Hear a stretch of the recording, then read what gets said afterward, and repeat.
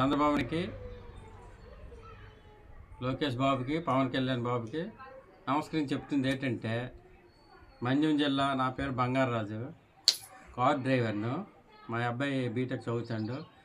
ఈ విషయం ఏంటంటే, ఆడవాళ్ళకి ఫ్రీ పెట్టారు కదా సార్, వాళ్ళు తిరుగుతుండ్రు, అంత బాగానే ఉంది. కానీ ఇప్పుడు అబ్బాయిలకి కాలేజీకి ఇంటికి ఏదైనా ఫ్రీగా ఉంటే చూడండి సార్.